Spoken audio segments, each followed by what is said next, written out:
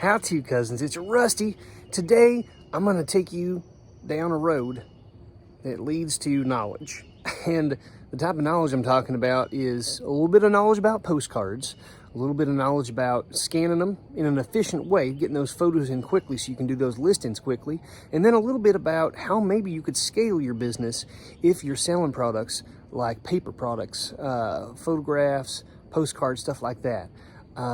Maybe this will help, maybe it won't, but come take a look. Let's see what we might find. Quick disclaimer here, folks. If you're just a part-time reseller, you're just doing this for fun, as a hobby, or just to make a couple extra bucks, you may not care to hear much about how to scale your business, but it doesn't mean you can't learn something. That information might be useful and helpful for you later on down the road, and even if not, there's some stuff in this video later on, here in just a minute, about the postcards and other items that can help you now. So stick around. But if you're interested in knowing how someone who does this full time, makes a living at it, wants to try to get better at it, then this might be for you right here.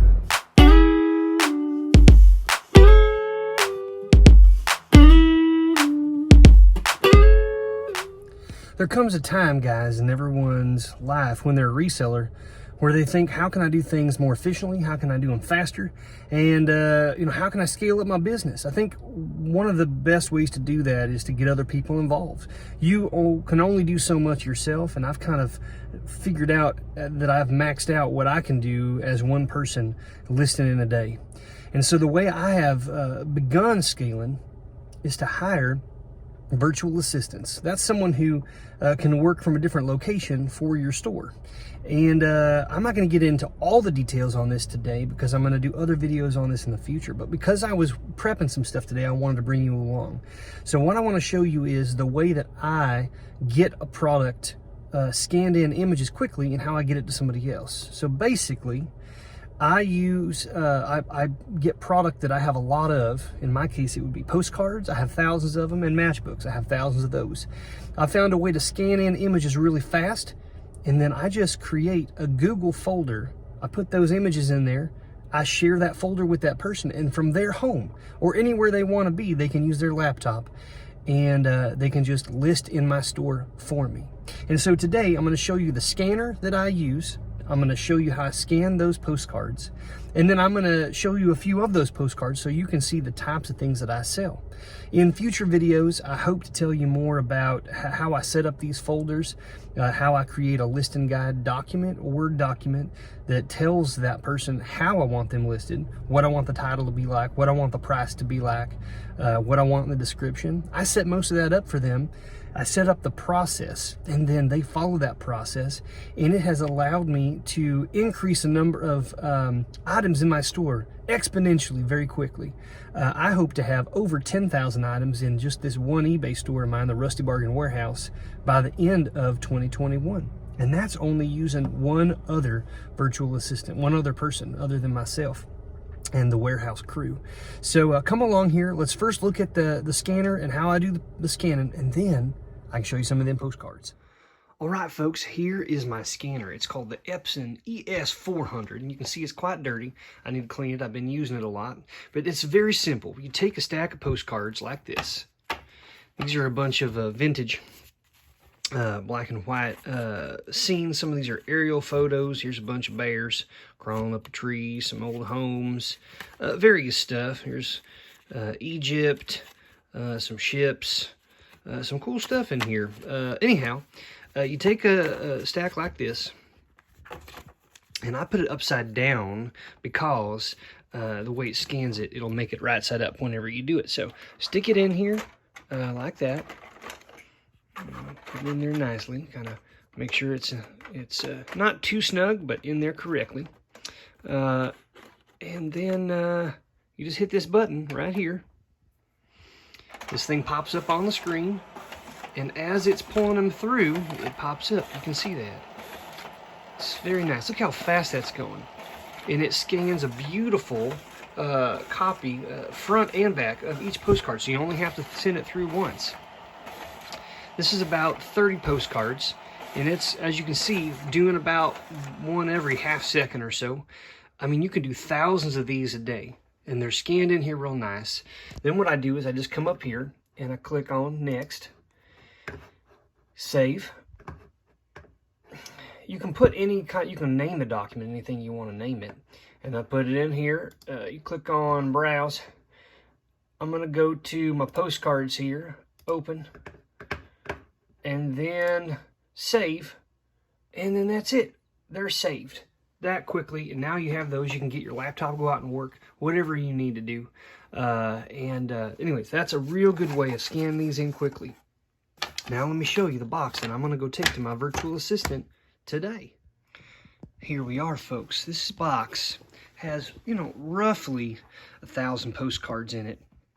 I've got them separated out. You can't quite see real well, just pieces of cardboard separating them out. I've got 12 different sections here, around 100 postcards per, some are a little bit less. I do that because whenever we're gonna put these in into eBay, having them categorized in groups of 100 or less is really important. First of all, whenever I have my virtual assistant list these, they're going to list them like P for postcard 01 to start. And this group will be P01, and then this will be P02, and this will be P03. And when I get these back, I'm going to sort them and put them right over here to start with in a section like this. You can see I've had some in here in the past.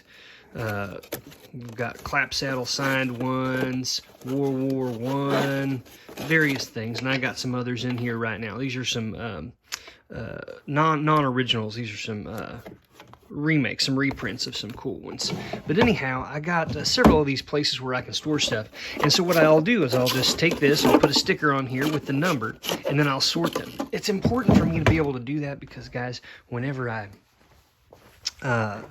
one sells, I need to know where to go find it. And so if it sells and I look up and it says P01, then I'll go to the P01 section, and then I've got about 100 that I got to sort through. It does not take me just a few seconds to find that card in there. But if I had a group of, say, 500, it'd take me a lot longer to find that actual card. So I keep it at 100 or less. This will be P1 through P12, my virtual assistant will do. And I'm just going to get this to that person. I'm providing them with a scanner. And they'll be able to get all these scanned in less than an hour, probably less than 30 minutes, because that scanner just, it works at lightning speed. It's so worth it. It saves so much time. So anyhow, I'm going to pass these off. And what I did was I made a little document, a little listing guide that tells how I want them listed. And, you know, they're going to just scan all these in. As soon as they get them scanned, I'm going to get them back so I can categorize them, put them away, and then she's just going to list them up as she has time. It's a really nice way of scaling, guys. This is around 1,000 individual items that can go up in my eBay store, and they can be up in the next couple of weeks. I love this. I'm going to put these up probably around $14 with free shipping. And I'm not going to put a buy it now on there, but if someone likes it or they follow it, then I will probably offer them a little bit less and just see if I can get them sold. Now, folks, I've pulled some of these out to give you an example of the type of stuff that I'm selling. This box represents about a year's worth of buying lots, going out to antique stores, thrift stores, flea markets, places like that, and hand selecting ones that I thought would sell for good money. Okay, because there's lots of postcards out there that aren't worth much at all, but then there are several that can sell for a good amount. So I just want to give you a quick example of some of the stuff that I'm going to be selling in this box and stuff to be on the lookout for here. So in this first group, these represent a bunch of ones from Easter. And as you can see, we've got a bunch of these little rabbits looking like, that rabbit's kind of dressed up like a person, little chicks. We got some roosters, and then some just beautiful ones that are embossed and tinted really beautifully here. And some nice big Easter egg, some really cool stuff. These are the kinds of things, particularly ones, they call them anthropomorphic, whenever there's an animal dressed up or acting like a human being. That's a good group of ones to kind of look for. The next one here represents another holiday, and that would be Thanksgiving. Here's some really good art work. Happy Thanksgiving. This one kind of comes from a set here. You can see This is the Puritans having a Thanksgiving. This is the first Thanksgiving Day in Alaska in 1868. Got the Thanksgiving, California in 1849. So this is kind of going through history. The Indian Peace Dinner. Those have really good artwork on them, and so especially as a set, those would kind of go really well. Here's some stuff. Loves greetings. And we're talking about another holiday here. This is Valentine's Day. These are all guys from the early 1900s. This one is also, I don't know if you can tell there, it's embossed. That means it's pressed in the shapes around the individuals or the whatever subjects in the foreground there. This one's kind of cool. It's got a big old pumpkin. To my Valentine. Really cool looking artwork and just beautiful colors. This one is really nice. If you can find ones that have the signature of the artist at the bottom, like you can see right here, HBG, those are just initials, but that's the artist. A lot of times you'll have the actual name of the artist, like Ellen Clapsaddle, people like that. Keep a lookout for artist signed postcards because they can sell for quite a bit more. Another one here we got is for New Year's. Again, you see a theme here of like children a lot of times playing, people meeting together, having meals together, stuff like that. You know, here's a child, Happy New Year. This is a real pretty one here, a little child carrying something there. Maybe they're warming their hands. You got the train coming in. Really cool looking stuff. And this one's fun. It's got a woman here and the snowman behind it almost looks like Santa Claus back there. You see that? Little Victorian looking woman. Child. So those are good ones. This next stack is completely different. This is all going to be different types of ships. So we're talking about old steamships. We're talking about possibly cruise ships. We're talking about battleships. And not all, you know, sell for tons of money, but, you know, you should do your research out there and look. Sometimes you see ones with it's a voyage is about to leave for Rome, it says. You got others that are just steamers and then battleships. If the battleship is one that was in a significant war or a significant battle in war, or if it was sunk or something, that can make, unfortunately, that can bring more value because they weren't making any more of that ship once it went down. I believe it's the USS Arizona was the one that, I think it was Arizona, either Arizona or Arkansas, the one that was hit at Pearl Harbor. That is one that can bring a lot of money. And of course the Titanic, one can bring a lot of money. I came across a Titanic one. It sold within a day for $100. One postcard. So if you find something like that, you're not going to find those every day. They're harder to come across. But if you do come across one, you should definitely pick it up. It'll be worth it. Now we got some cool Christmas ones. We got these with Santa Claus. Again, these are really nice. They're embossed as well, so you can see that kind of perforation that here in the back. Actually, it's a better example of what that looks like. Some really beautiful ones. This is an old German made card. It's got kind of a gilt look to it. And here's Kitty's old Santa Claus about to come down the old chimney there. Here's another one, embossed, you can see, really nice. These old ones. He's looking like he's wearing pink. If you ever come across old Santa Claus cards where he's wearing a different color, so blue, green, purple, those sell for more. And I wish I could show you one here, but guess what? I don't have any. They've all sold. All of my ones with these different colors. And you can see right here is a manufacturer on there. This is the International Art Publications here. So these are great little cards. These really old ones with Santa Claus can sell very well. Next up here, guys, we've got something completely different.